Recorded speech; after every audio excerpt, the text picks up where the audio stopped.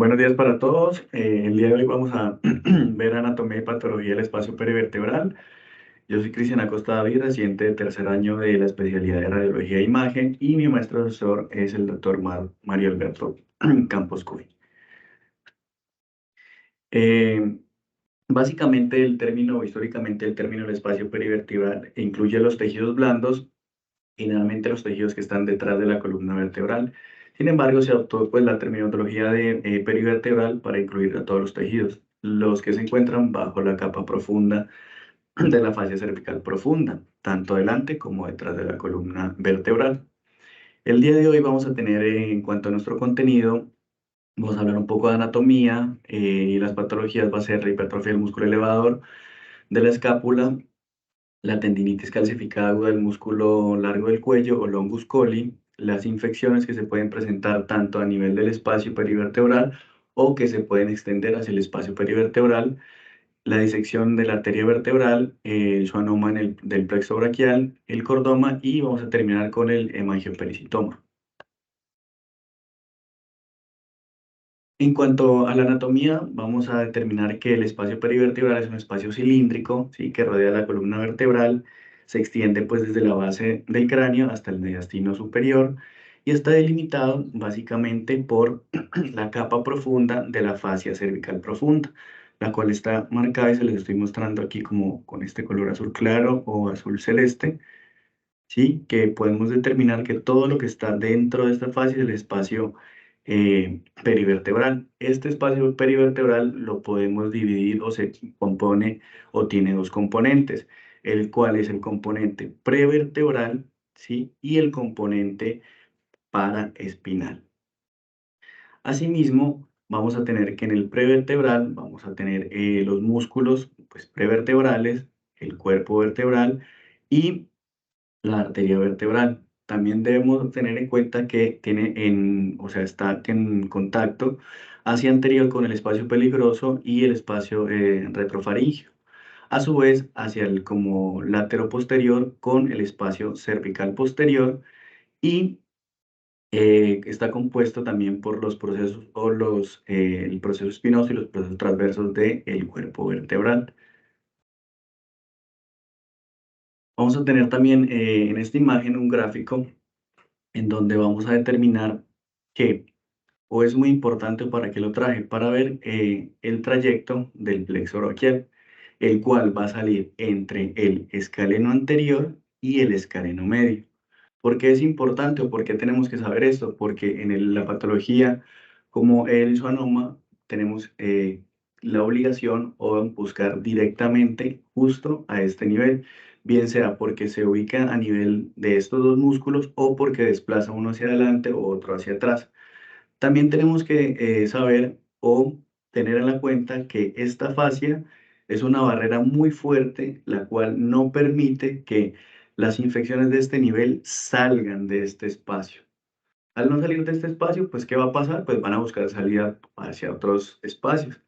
En este caso, hacia pues, el canal espinal, por lo cual se van a ir por el agujero, por el neuroforamen, y van a crear, ¿sí?, un absceso o un flegmón o un compromiso, pero este compromiso es un compromiso epidural.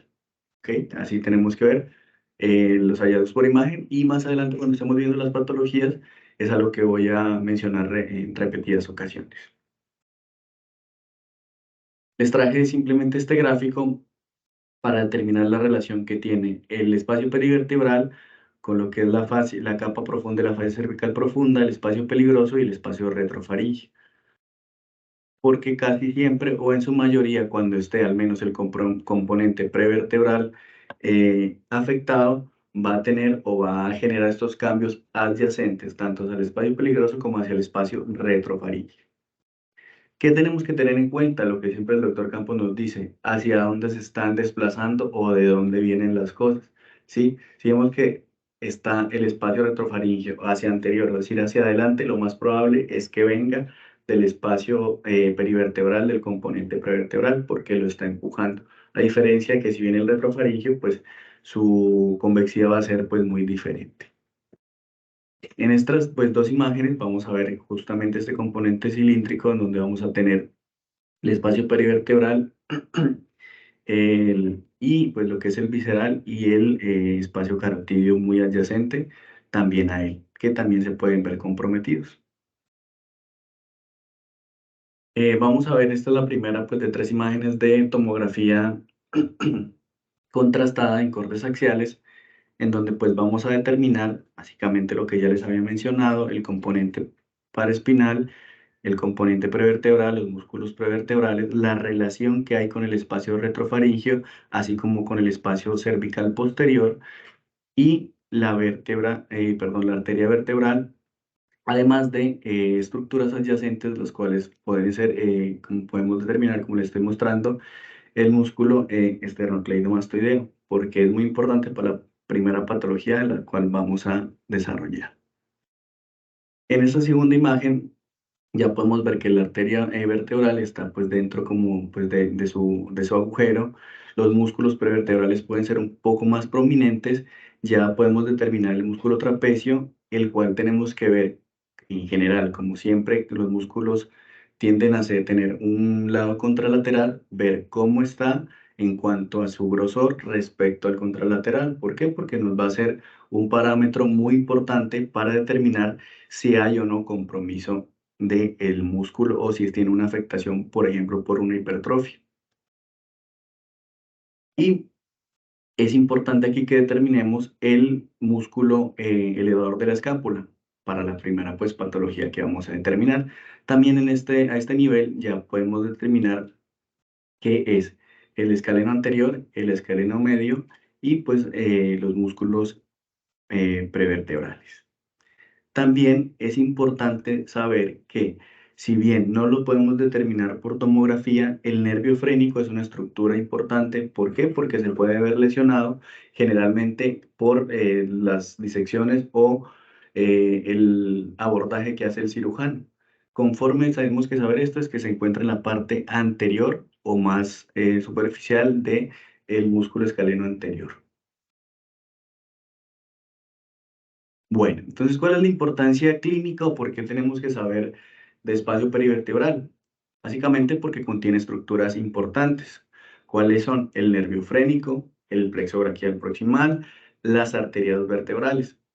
También tenemos que saber que la mayoría de las lesiones en el espacio perivertebral se originan a nivel del cuerpo vertebral, bien sea por infecciones o por un compromiso de tumoral metastásico. Cuando se encuentra una enfermedad en el espacio prevertebral, a nivel prevertebral en las imágenes, siempre tenemos que verificar esta extensión hacia nivel del espacio medular, justo hacia nivel del espacio epidural, como les había mencionado. Es muy difícil por la capa profunda de la fase cervical profunda que se salga de este espacio, entonces va a buscar por presiones ir hacia la parte más débil. ¿Cuál es la parte más débil? El agujero neural, es decir, el foramen y pues el espacio epidural. Por eso siempre que tengamos una lesión a nivel del espacio perivertebral estamos obligados a descartar que no tenga una colección o un compromiso epidural. Bueno, dentro de la primera patología que vamos a abarcar el día de hoy es la hipertrofia del músculo elevador de la escápula. ¿Por qué se da o generalmente por qué se presenta? Por una respuesta a la atrofia del músculo trapecio y del esternocleidomastoideo. También se da o por qué se genera. Principalmente la razón primaria es por una lesión del nervio craneal accesorio o espinal. Y esto pues va a causar atrofia por denervación. Entonces, al causar atrofia por denervación, tanto del trapecio como del esternocleidomastoideo, este músculo pues va a hacer una compensación, es decir, se va a ver más engrosado que puede simular un pseudotumor. Y al tener más trabajo, pues va a estar hipertrofiado y también un aumento de su, digámoslo así, de su consistencia, por lo cual el clínico se puede confundir y pensar que es un tumor o es una recurrencia. Como les digo, generalmente estos pacientes o esta alteración se da secundaria a un procedimiento quirúrgico en donde hayan pues tenido una lesión del nervio craneal. Entonces, van a decir ustedes, ok, y si no tiene una lesión o si no tiene un procedimiento quirúrgico, pues ¿qué tenemos que buscar? Entonces ahí tenemos que buscar las asociaciones con otros nervios craneales. ¿Cuáles? El noveno y el doceavo, es decir, el hipoglosio y el glosofaringio. Si están comprometidos estos nervios craneales, lo que tenemos que pensar es, ante el contexto de un paciente que no ha sido operado, bueno, tenemos que descartarle un tumor en la base de cráneo que le esté causando estas alteraciones. En cuanto a los hallazgos por imagen, por tomografía vamos a ver esta hipertrofia del músculo elevador de la escápula, el cual obviamente va a tener una densidad normal a los demás músculos porque no tiene ninguna afectación, simplemente es por un trabajo extra, por compensación de la atrofia de los otros dos músculos que no se ven funcionales. En cuanto a la resonancia magnética, el músculo elevador de la escápula en T2, cuando está hiperintenso o cuando tiene un aumento de la intensidad de su señal, significa que estamos ante el contexto de un episodio agudo, es decir, una hipertrofia aguda. Sin embargo, cuando ya tiene un realce ligero a la oración del T1, ya es el compromiso no es agudo, sino subagudo. Entonces es importante para pues, lograr determinar al menos en qué estadio está. Vamos a ver unos ejemplos del mismo en donde podemos a su lado izquierdo de la pantalla ver esta hipertrofia del músculo elevador de la escápula. Justamente pues lo comparamos con el lado contralateral. Asimismo, podemos ver que hay una ausencia pues del esternocleido occipito mastoideo, como puedes ver observado en el lado contralateral. Asociado a esto, también vemos la ausencia de la vena yugular. ¿Sí? Entonces, justo es lo que yo les mencionaba. Vemos que no tenemos el esternocleidomastoideo, vemos que hay ausencia de la vena yugular. Justamente el trapecio pues está con una atrofia marcada respecto al del lado derecho, al del lado izquierdo, perdón, y pues vemos un músculo en el cual en la TAC la densidad es similar o es igual al músculo, simplemente va a tener mayor aumento de su volumen. ¿Ok? En el lado derecho, básicamente también es para mostrarles, pero del lado izquierdo, donde vemos esta hipertrofia del músculo elevador de la escápula, una atrofia no está ausente, pero sí está con una atrofia, perdón, marcada del esternocleidomastoideo, así mismo como del trapecio. Estos hallazgos son los que nos tienen o los que debemos buscar ante una sospecha de una hipertrofia del músculo elevador de la escápula. Otros dos ejemplos a su lado izquierdo de la pantalla, una tomografía axial contrastada, en donde pues vemos el músculo elevador de la escápula pues hipertrófico asociado a la atrofia del trapecio y justamente, perdón, acá, sí, justamente acá. Y es el mismo en una reconstrucción coronal en donde vemos todo el trayecto del músculo hipertrófico más engrosado con aumento de su grosor en comparación del lado izquierdo. También aquí vemos esta disminución o hipotrofia o atrofia del trapecio en comparación con el lado contralateral, así como la ausencia del esternocleidomastoideo. Otro ejemplo, también esos son pacientes diferentes, pero los hallazgos generalmente pues vamos a buscar o son los mismos. Este paciente también tuvo una división radical del cuello en el pues, lado derecho, donde pues vemos la marcada hipertrofia del elevador de la escápula, atrofia del trapecio y ausencia del esternocleidomastoideo.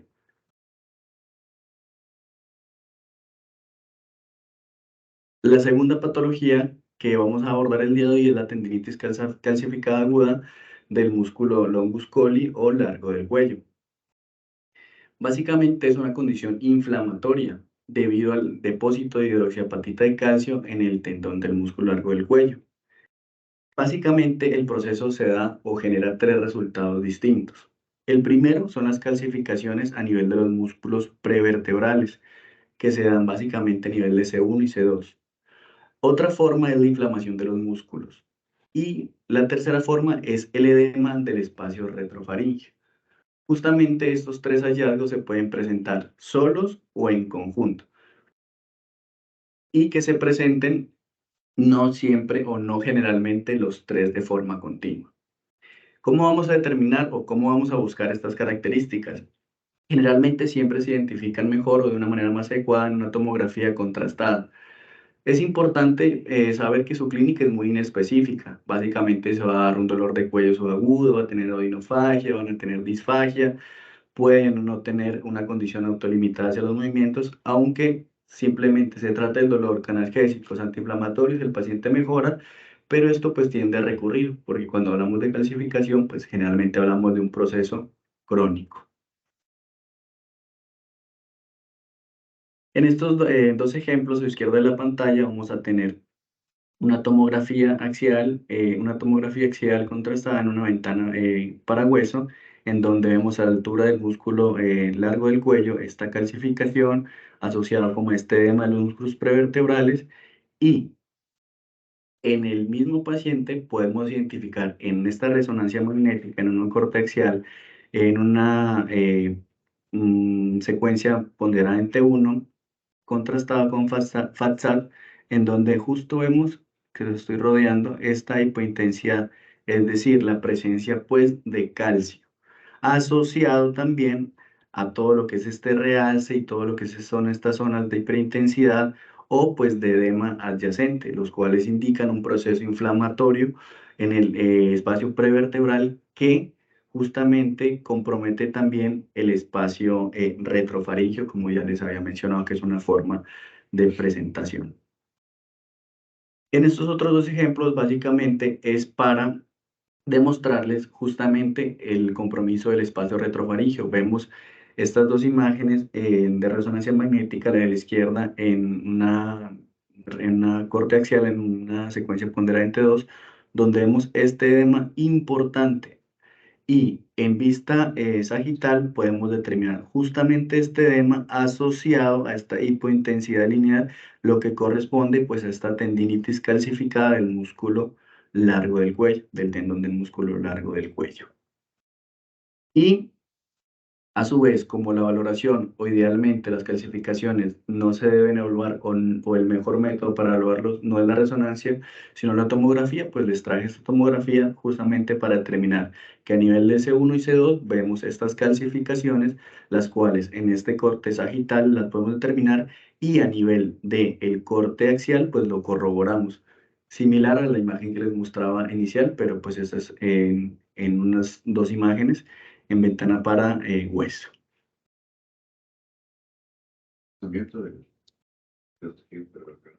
Sí, cierto.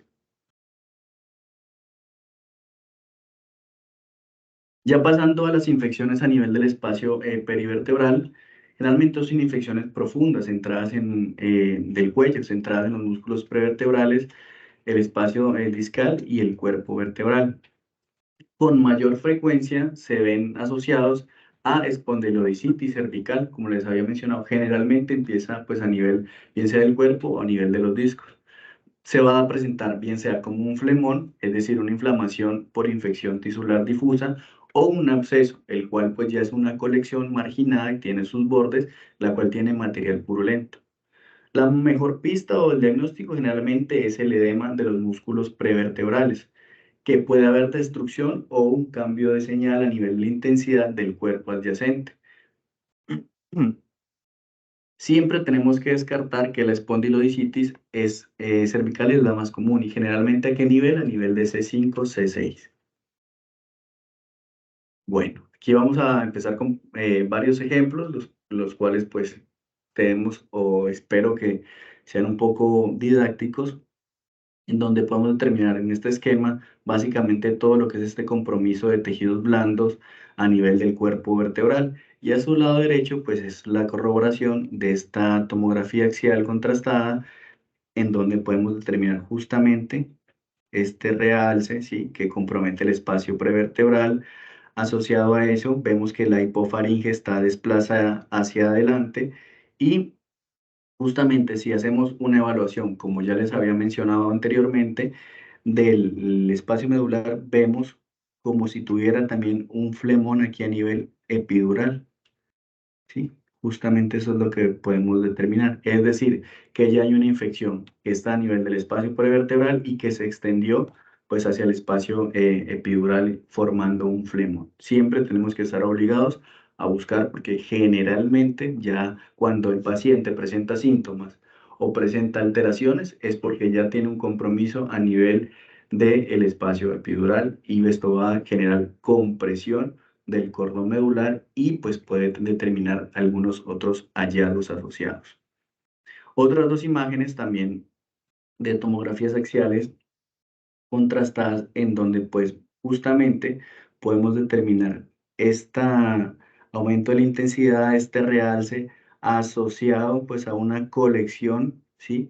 En el espacio prevertebral que a su vez se continúa por el agujero foraminal y que ya está generando un flegmón epidural con compresión posterior del mismo. A su lado derecho también hallazgos muy similares.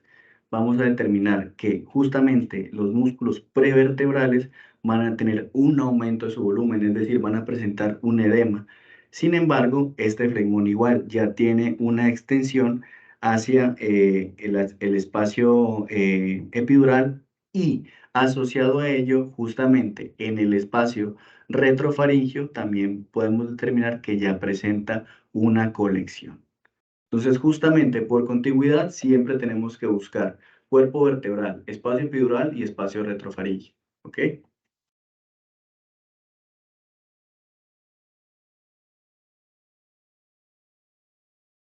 Sí.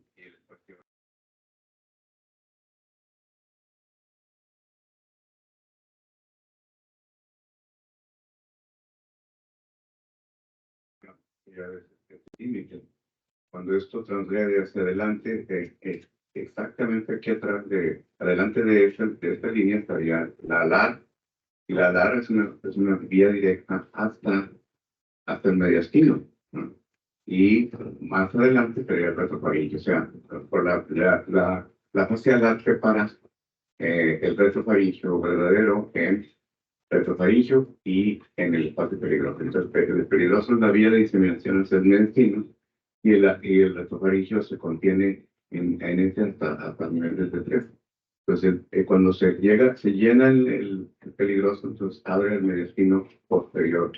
Entonces ahí es cuando se viene la aplicación de la mediastinitis generada por un proceso, ya sea retrofaringio o un proceso perispinal, que pudiera llegar a este piso, que es menos probable que de atrás hacia adelante llegue, ¿no? Pero siempre existe la posibilidad que no resista la fascia y abra hacia adelante. Gracias, Nelson.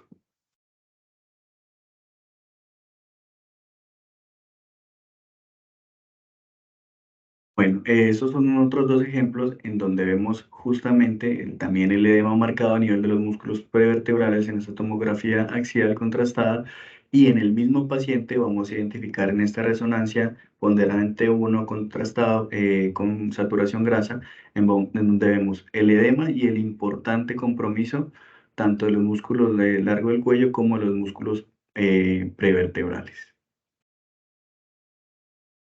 Y también vemos este como realce sutil a nivel del espacio pues, epidural. Como les digo, siempre estamos descartados o tenemos que buscar una infección adyacente.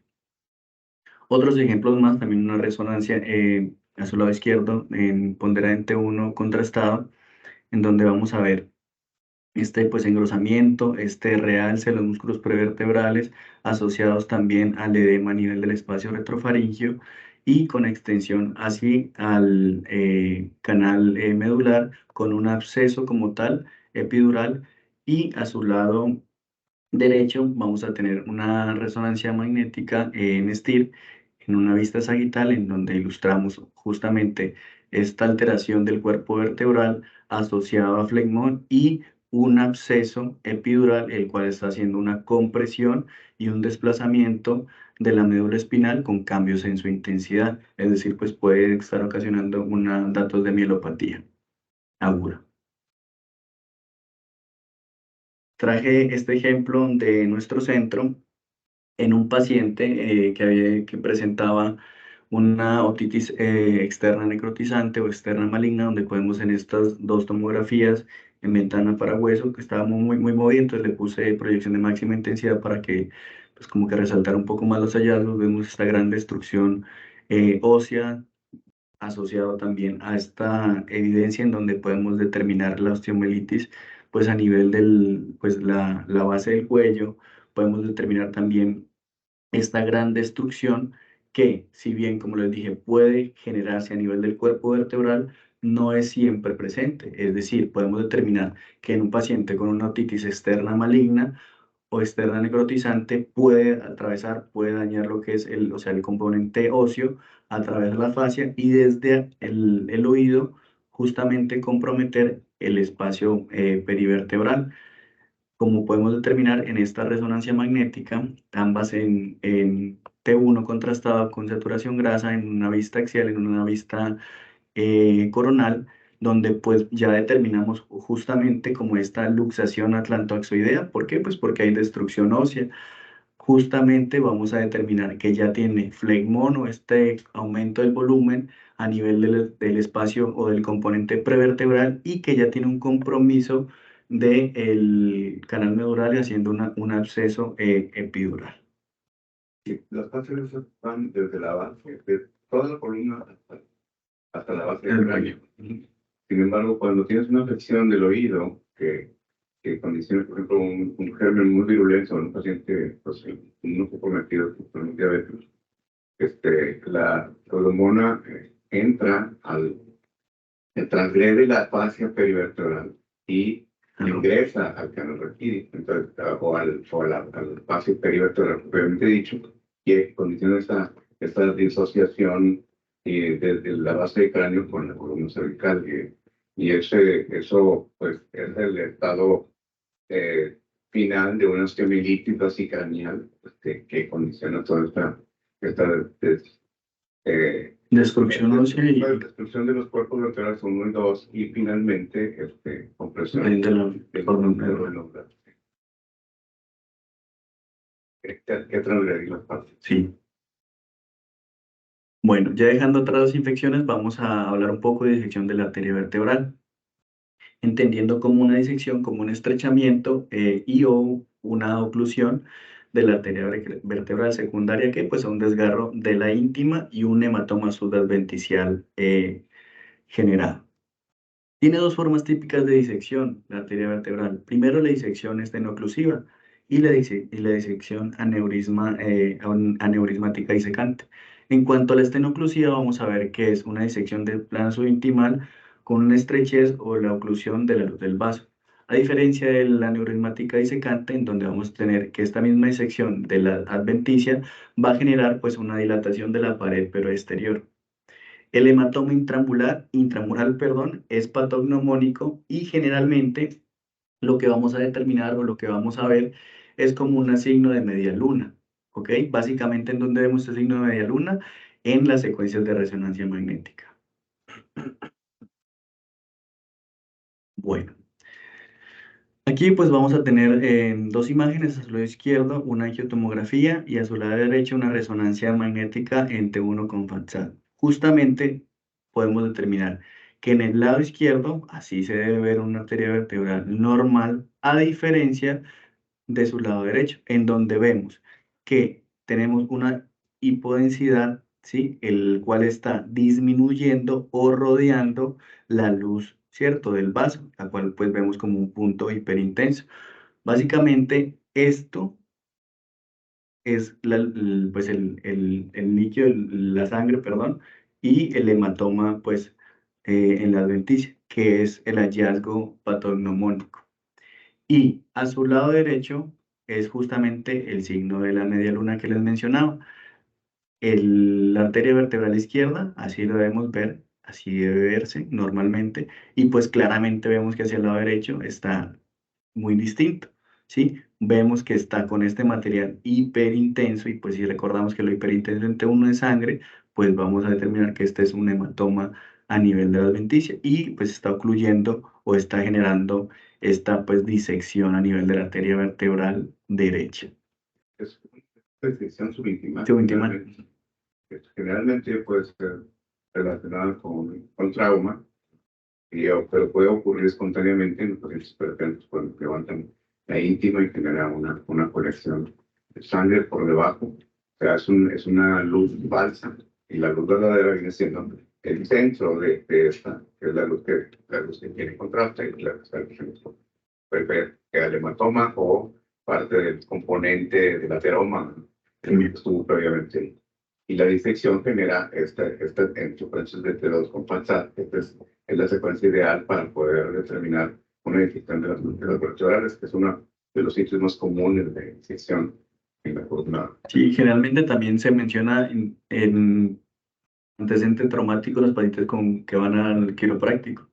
También se ven muy frecuentemente. Otros dos ejemplos, sobre el lado izquierdo de la pantalla, en una angiotomografía, en un corte axial, donde vamos a determinar justamente este hematoma pues, intramural o subintimal, que justamente genera esta disminución del lumen o esta disección. Y también mencionaba la literatura que cuando vemos esta línea o la capa hiperintensa asociada con una, perdón, hiperdensa asociada con una hipodensidad, podemos determinar, o es un signo casi categórico de que estamos ante una disección, pues en este caso de la arteria vertebral. A diferencia, pues de que en la parte del lado derecho, pues está normal. En esta resonancia también en una vista axial, en una imagen ponderante 2, vamos a determinar una consistencia de la arteria vertebral izquierda normal, ¿sí? A diferencia en el lado pues, derecho, en donde vamos a ver cómo está hiperintensidad y pérdida de señal asociada como al aumento. En este caso, pues estamos ante una disección de la arteria vertebral derecha. En cuanto al schwannoma del plexo braquial en el espacio perivertebral, vamos a determinar que es una neoplasia benigna, ¿sí? De las células de Schwann que surge del plexo braquial. ¿Cómo lo vamos a determinar o cómo se va a ver? Básicamente como una masa fusiforme bien circunscrita a lo largo del trayecto del plexo braquial. En el espacio vertebral va a generar o va a verse presente a nivel del músculo escaleno anterior y medio. Como recordamos en las primeras diapositivas, por ahí pues salen las raíces y justamente como es de la vaina pues de mielina, pues se van a ver alterados y hacia allá tenemos que buscar las alteraciones. O si vemos una alteración a este nivel, lo más probable es que se trate de un schwannoma, ¿ok?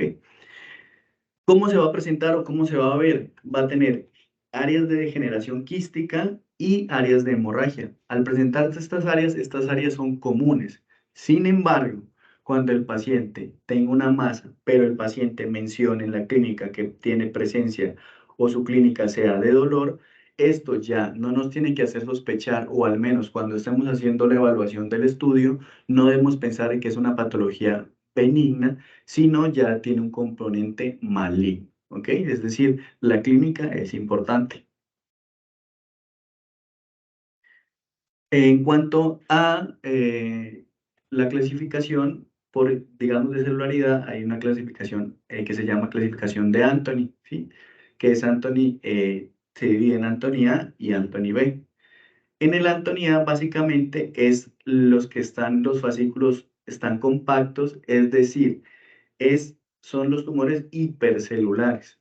En general, la mayoría de los schwannomas espinales son de clasificación de tipo Anthony A. A diferencia de los tipo Anthony B, que es constituido o su patrón es por un tejido esponjoso con una apariencia degenerativa.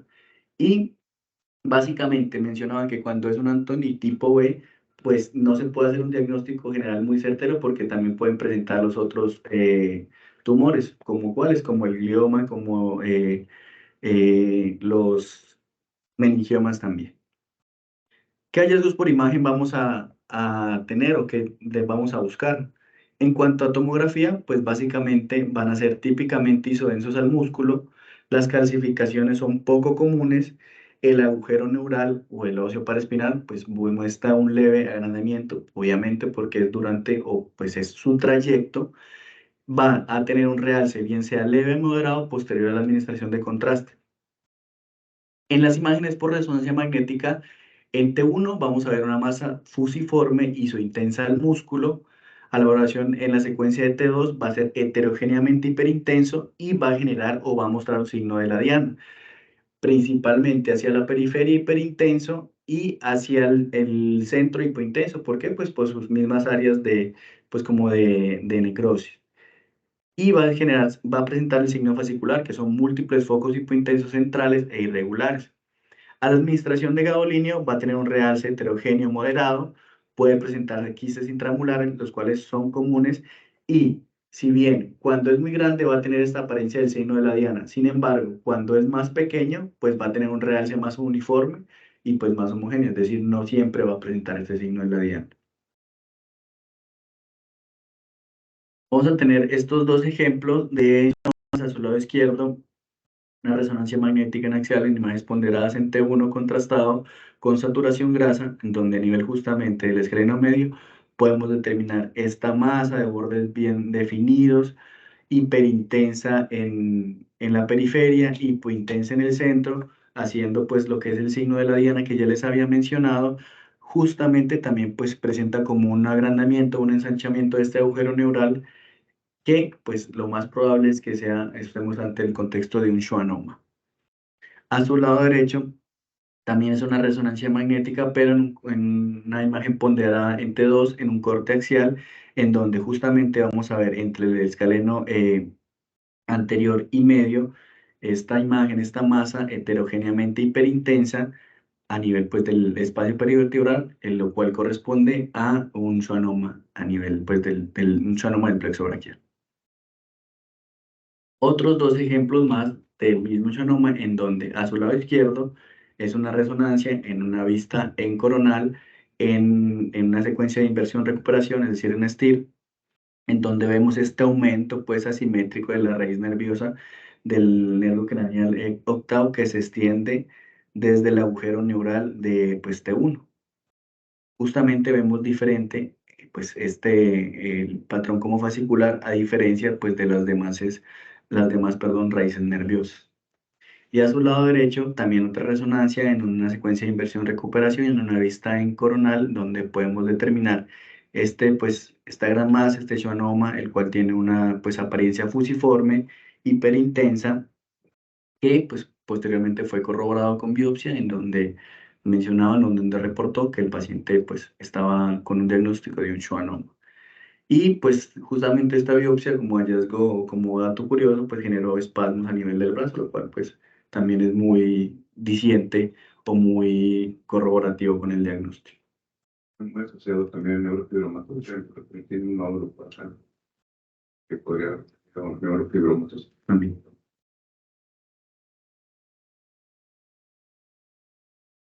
Ya dejando a un lado el schwannoma, vamos a centrarnos al cordoma a nivel del espacio perivertebral. El cordoma, este es un tumor maligno primario raro, es de bajo grado y es de origen notocordal. Básicamente se presenta a nivel de la columna cervical en los niveles entre C2 y C5 con mayor frecuencia. Se va a presentar en pacientes entre la tercera a la sexta década de la vida, teniendo un pico en su incidencia a nivel de la quinta década. Se presenta la clínica generalmente va a ser por compresión local sobre la médula, ¿sí? O las estructuras pues, prevertebrales. Y este puede presentarse con un dolor en el cuello, sin embargo, como ya les había mencionado, este dolor pues, puede ser pues, inespecífico realmente. Y pues cuando se presenta, su tratamiento generalmente es quirúrgico y con radioterapia. ¿Cómo lo vamos a encontrar o cómo lo vamos a ver? Vamos a determinar que es una lesión lítica del cuerpo vertebral, sin embargo, esta no genera un colapso. Es importante, a diferencia de otras patologías que pues ya no generan un colapso o una disminución de la altura a nivel de los espacios pues, vertebrales. En la TAC, ¿cómo lo vamos a determinar? Como una masa de tejido blando, lobulada, de baja densidad. Puede presentar calcificaciones gruesas y amorfas. ¿En qué porcentaje? En un 30% aproximadamente. En la resonancia magnética va a ser hiperintenso, marcado en T2, similar al líquido cefalorraquídeo, y cuando le administramos gadolíneo lo que vamos a determinar es un realce típicamente heterogéneo. Hay que mencionar que esta lesión tiene un crecimiento lento, ¿sí?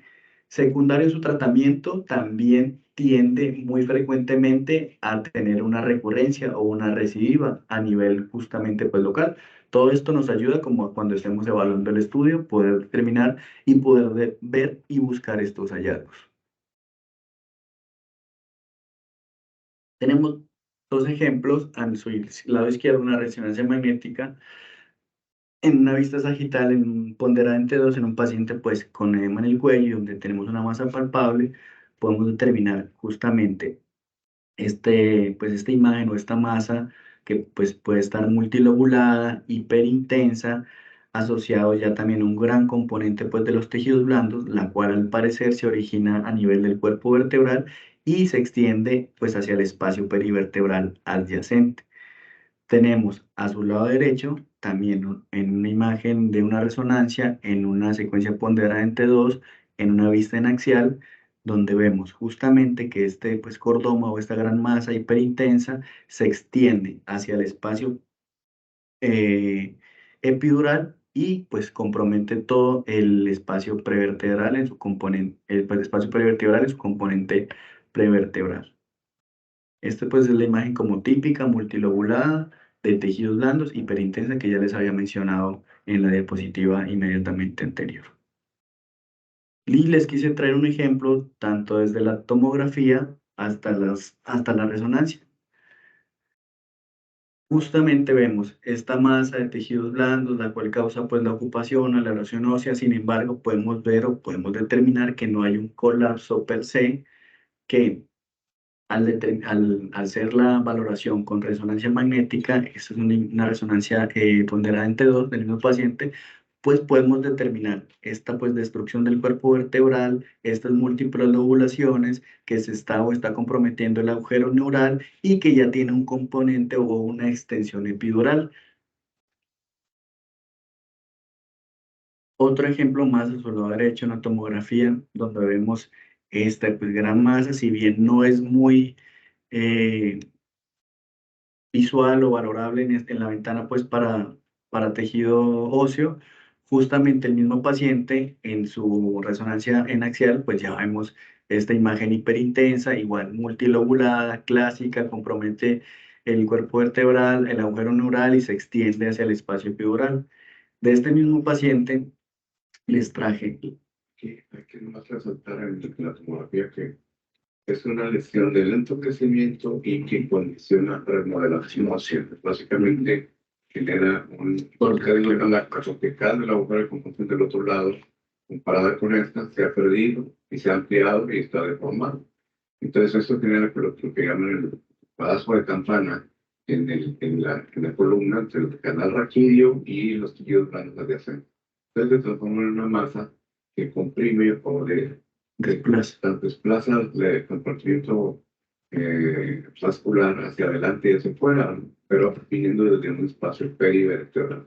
Entonces, que es condiciona deformidad en el cuello, pero por compresión extrínseca o intrínseca del canal cervical hacia el componente vascular. Entonces, sí, es muy importante porque es realmente una remodelación y ampliación del canal sin franca erosión. Sí, por su mismo crecimiento lento. Y de este mismo paciente, pues vamos a tener la resonancia en T1 y T1 contrastado, justamente lo que les había mencionado, una masa de tejidos blandos, el desplazamiento, el compromiso, el ensanchamiento del agujero neural, compromiso se extiende epidural y pues este realce, pues digamos que leve, moderado, heterogéneo de posterior administración de gadolinio. Y pues ya para terminar, la última patología que vamos a ver es el hemangiopericitoma, que pues es una neoplasia hipervascular, ¿sí? Que actualmente es considerado un tumor fibroso pues solitario, que pues su etiología es desconocida. No sé si el doctor me corrija que el término hemangiopericitoma dice que ya debe estar quedado un poco en desuso, que lo que debemos llamarlo es tumor fibroso solitario actualmente. Entonces, ¿qué es? Pues es una neoplasia hipervascular mesenquimal compuesta pues, de células ovaladas o fusiformes con un patrón vascular ramificado prominente. Puede ocurrir en cualquier parte del compartimento de la columna, excepto pues, en el intramedular. Su morfología es circunscrita y multilobulada y tiene un realce vívido que se ve pues, característicamente, obviamente por su compromiso, por su componente pues, vascular prominente.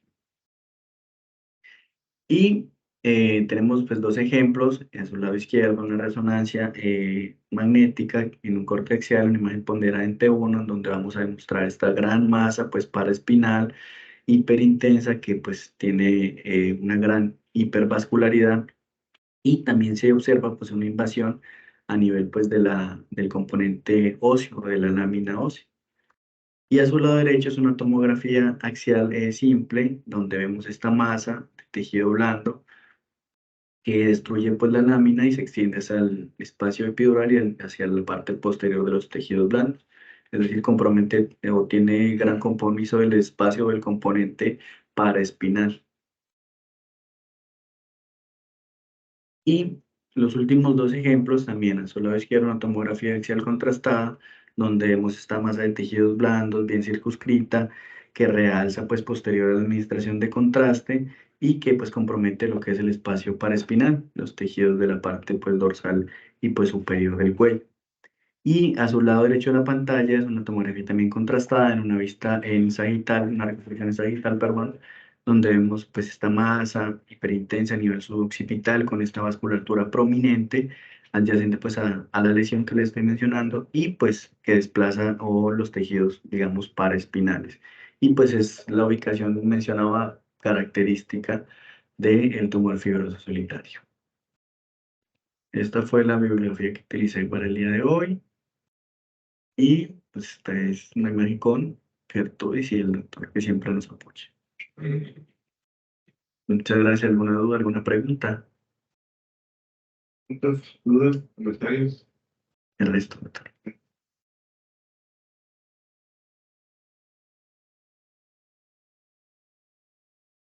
Entonces, una duda, doctor, en cuanto a la disección bacteriana, se puede usar también la secuencia de sustancia negra, ¿verdad? O sea, si hay hematoma intramural o disección, siempre hay que usar. Sí, sí, de hecho, Es lo mejor. no sé, finalmente lo que ocurre es que se asocia algo tenso, que es la base de los focos de fuerza.